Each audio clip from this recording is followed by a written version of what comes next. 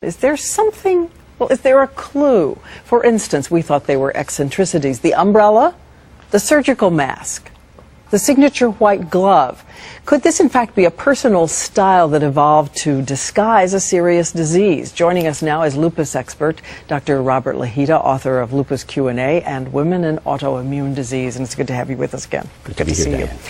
What is lupus? Lupus is an autoimmune disease, as you said, where the immune system, one of our larger systems that's designed to protect us against germs and viruses, actually attacks our own body cells and tissues. And let's talk about some of the consequences of that, because vitiligo, Michael Jackson acknowledged having vitiligo, which is splotchiness of the skin. Is this lupus related? This can be autoimmune disease related. Many patients with lupus have vitiligo, but he had a form of skin lupus called discoid lupus, which affects about 40% of the patients with lupus, and you do get depigmentation. It does splotch your skin. Now, let's take a look at the umbrella, because you have said, one thing you say to lupus patients, don't let the sun hit your skin. That's right.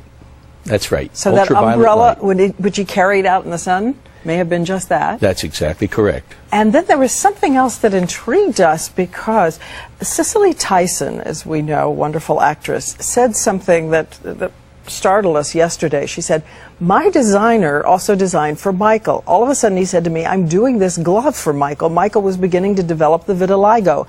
It started on his hand. The glove that he wore, the one glove, came into being to camouflage that.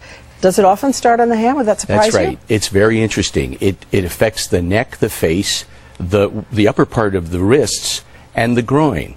And vitiligo is pretty common of and by itself, but with autoimmune disease, it's very common. A couple of other things. The fibromyalgia, which, as we know, is a terrible aching in the joints. We saw him at times in a wheelchair. Yes, it's conceivable. Now, quite a few of my patients have fibromyalgia. About 50%, I would say, suffer from that. And it's possible, and that's a terrible chronic pain condition, as you said. He may have suffered from that. Sleeping disorder. We know that one of the reasons they are alleging that he had this anesthesia was he could not sleep. Very common to be an insomniac and have diseases like discoid or systemic lupus.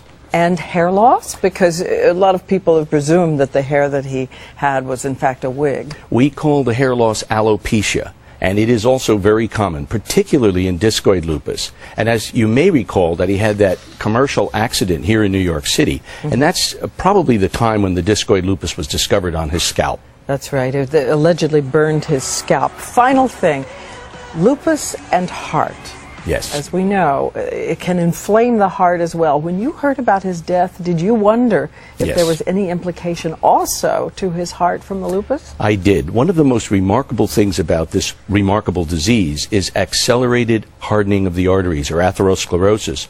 The heart is often involved, the blood vessels are involved in most of my patients, and premature heart disease is very common. And arrhythmias that could have been attendant to this Absolutely. as well. Well, again, Dr. Lahita, thank you so much. Thanks, Looking Diane. at those pictures in a whole new way.